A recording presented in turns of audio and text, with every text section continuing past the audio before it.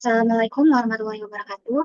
Izin memperkenalkan diri, saya Dika Sintiani dengan NPM 2211031048. Di sini saya akan menjelaskan mengenai regresi berganda. Pertama-tama kita masukkan dulu file yang ingin kita kerjakan, klik file, lalu open, pilih data, dan cari file yang ingin kita masukkan. Di sini kita memakai data tugas, lalu open.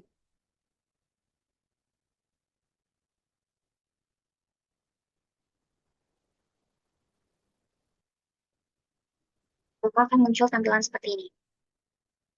Langsung saja kita eh, analyze, pilih regression, lalu klik linear, dan di sini kita masukkan mana variabel dependennya dan mana variabel independennya. Di sini yang pertama kita gunain score test sebagai variabel dependennya. Dan untuk variabel independen kita menggunakan suku, lalu gender atau wanita di sini,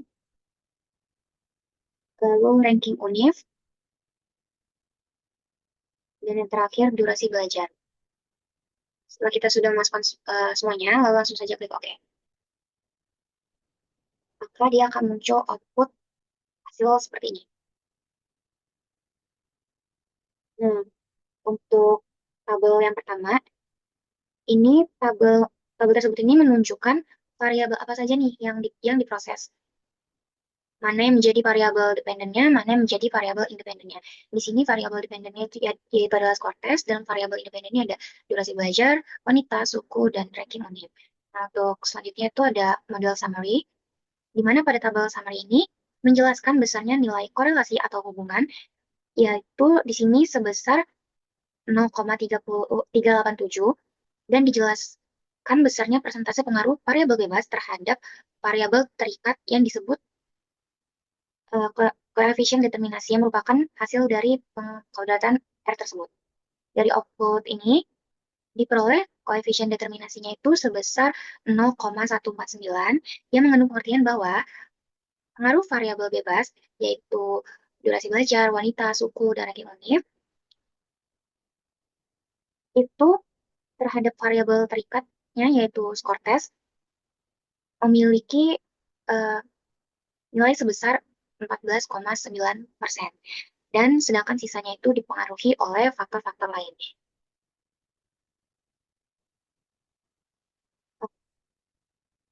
Faktor-faktor yang lain itu sebesar 85,1%. Selanjutnya, tabel ANOVA. Pada bagian ini, di sini menjelaskan apakah ada pengaruh yang nyata atau signifikan terhadap variabel independen terhadap variabel dependen, yaitu skor test. Dari output terlihat bahwa F hitungnya di sini sebesar 21,734 dengan tingkat signifikan, yaitu kurang dari 0,5. Maka model regresi ini dapat dipakai untuk memprediksi uh, variabel dependennya itu skor test. Untuk tabel selanjutnya itu ada tabel koefisien. Berdasarkan tabel ini, dapat dilihat nilai konstanta sebesar 973,116, dan untuk suku memiliki nilai beta sebesar 89,376. Untuk wanita memiliki nilai beta negatif 45,632. Untuk ranking unit itu sebesar negatif 0,664, dan durasi belajar sebesar 0,153. Nah, berdasarkan tabel yang dihasilkan ini, kita dapat menginterpretasikannya. Yang pertama, konstanta sebesar 973,116 mengindikasikan bahwa jika semua variabel independen bernilai 0, maka nilai rata-rata skor tes adalah 973,116. Ini bisa diartikan sebagai nilai dasar dari variabel dependen, yaitu skor tes, sebelum memperhitungkan pengaruh variabel-variabel lainnya. Setelah itu, suku, koefisien positif dan signifikan karena kurang dari 0,5, menunjukkan bahwa semakin tinggi nilai suku, maka variabel dependennya, yaitu skor tes, cenderung semakin tinggi pula. koefisien suku sebesar 89,376, berarti bahwa setiap terjadi peningkatan pada variabel ini sebesar 1%, maka skor tes meningkat sebesar 89,376. Artinya, variabel suku ini memiliki pengaruh positif dan signifikan terhadap skor tes. Selanjutnya, yaitu untuk yang wanita, koefisien negatif sebesar negatif 45,632 dan memiliki hubungan yang signifikan karena memiliki nilai yang di bawah 0,05, menunjukkan jika seseorang adalah wanita, maka skor tes cenderung lebih rendah dibandingkan jika orang tersebut bukan wanita, dengan asumsi variabel lainnya konstan. Artinya, variabel wanita ini memiliki pengaruh negatif dan signifikan terhadap skor tes. Selanjutnya itu ada ranking univ, koefisien negatif dan signifikan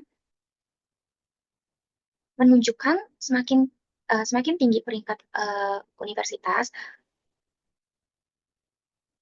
maka skor tes cenderung semakin rendah. Hal ini mungkin bisa saja terjadi karena mahasiswa di universitas dengan peringkat yang lebih tinggi memiliki ekspektasi yang lebih tinggi dan atau beban studi yang lebih berat. Selanjutnya yaitu ada durasi belajar, kok efisiennya positif, namun tidak signifikan karena dia lebih dari 0,05 ya di sini, mengindikasikan bahwa variabel durasi belajar ini tidak memiliki pengaruh yang signifikan terhadap skor tes. Berdasarkan hasil analisis regresi berganda ini, dapat disimpulkan bahwa variabel suku, wanita, dan ranking univ itu memiliki pengaruh yang signifikan terhadap skor tes. Variabel suku memiliki pengaruh positif, sedangkan variabel wanita dan ranking univ memiliki pengaruh yang negatif.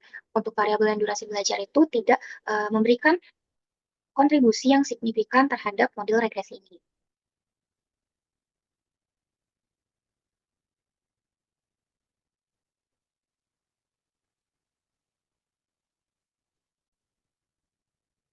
Oke, lanjut saja ke soal yang berikutnya, yaitu analisis pengaruh suku, gender, ranking univ, dan lama belajar terhadap IPK. Langsung saja kita klik analyze, lalu pilih regression, dan linear, sama seperti tadi ya. Dan di sini kita ganti dependennya itu jadi IPK. Kita keluar dulu, lalu masukkan variabel IPK ke dalam, langsung saja klik OK. Nah, maka dia akan muncul hasil output sama seperti tadi.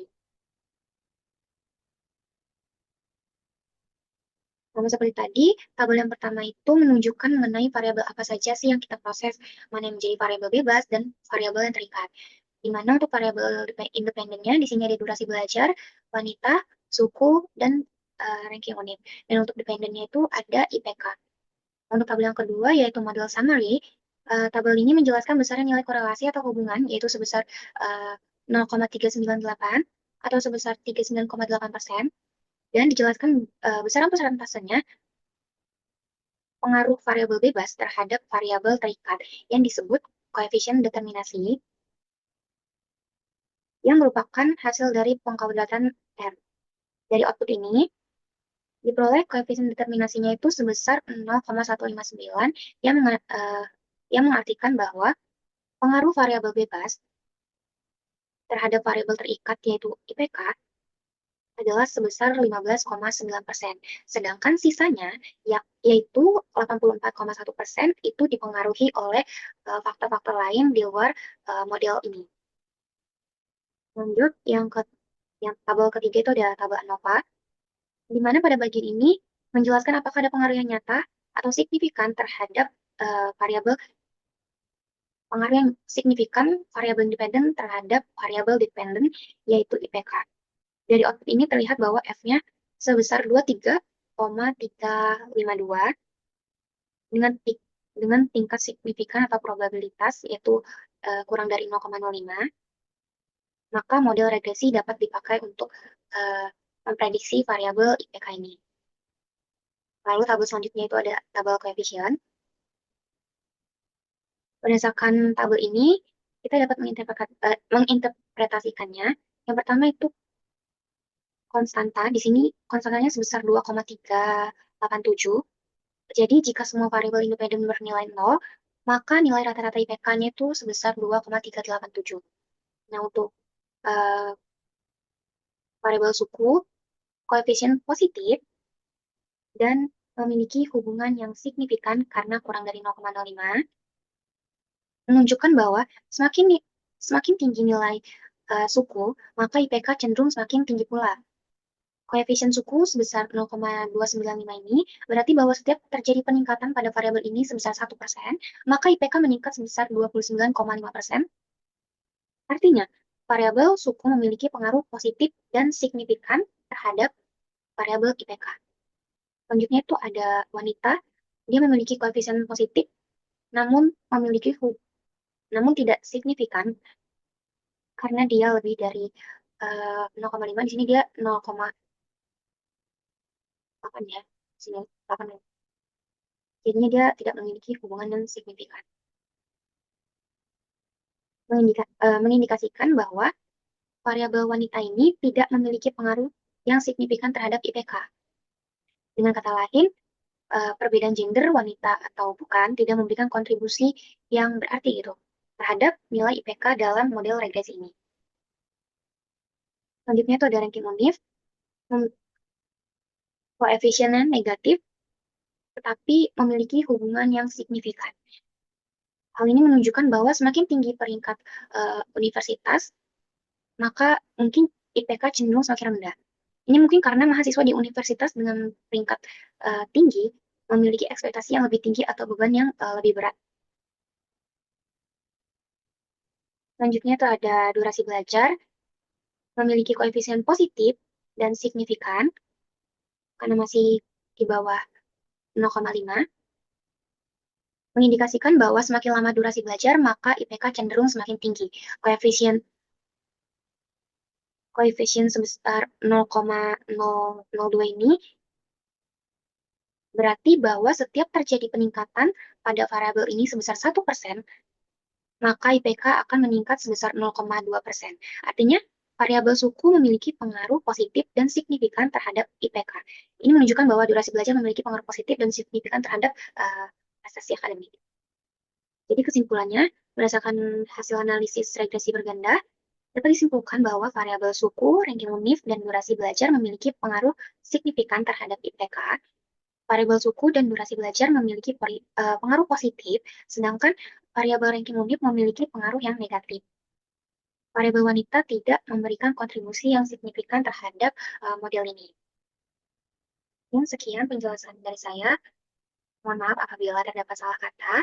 Saya akhiri. Wassalamualaikum warahmatullahi wabarakatuh.